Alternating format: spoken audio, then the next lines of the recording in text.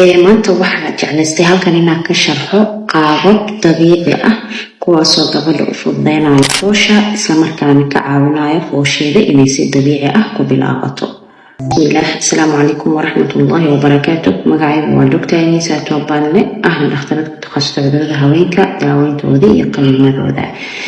maanta waxaa jeclaystay halkan inaan ka sharxo qaabab dabiici ah kuwaasoo u fududeynayo gabadha inay foosheeda si fiican u fududaato, sidoo kaleetana ka caawinayo gabadha foosheeda inay si dabiici ah ay ku bilaabato.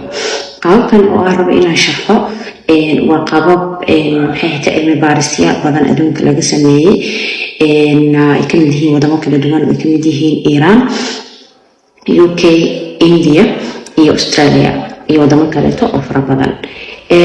qaababkan marka oo aan rabo inaan sharxo waxay tahay mararka qaarkiis horta sida caadiga dabiiciga foosha waxaa loogu talagalay gabadha inay qabato inta u dhexeyso markay dhammaysato 37 asbuuc ilaa 40 asbuuc.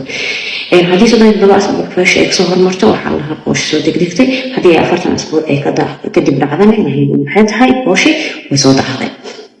marka waxaa dhacday mararka qaarkiis gabdhaha qaar in 40 asbuuc dhammaystaan fooshan aysan bili qabanin, taasoo khatar u keenaysa ilmaha beebiga caloosha ku jiro. waxaa rabaa marka qaababkan haddii uu jiro aan raba inaan sharxo qof isticmaalay hal kamid ah ama dhowr kamid ah isticmaashay iyo natiijada kala kulantay, waxaan rajeynaa inaan kommentiga nagula wadaagi doono. qaabka ugu horeeya oo aan raba inaan ka hadlo waxay tahay socodkaas ognahay waa qaab traditional ah, inta badan hooyooyinka ay sameeyaan. gabar walibana waa loo sheegaa markay bisha 9 soo gaarto waxaa la dhahaa socodka bari. socodka marka qaabku u caawinaya gabadha inay si dabiici foosheeda ay u qabato, wuxuu ka caawinayaa hooyada mar walba ay socod badan ay sameyso. macnaheedu waxay tahay ilmaha wuxuu sameynayaa inuu dhaqaaqo sameeyo oo soo aado qaybta hoose ee minka afkiisa.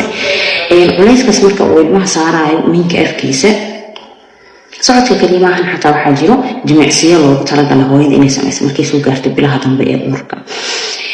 taas marka waxaa ka dhalanaysa inuu ilmihii madaxiisii ama qaybta ilmaha oo hoos soo jirta inay culays saarto minka afkiisa. waxaa ka dhalanaya markaas waxa loo yaqaano vagus reflex, kaasoo ka caawinaya inuu la soo daayo oxytocin oo ah hormoonka foosha.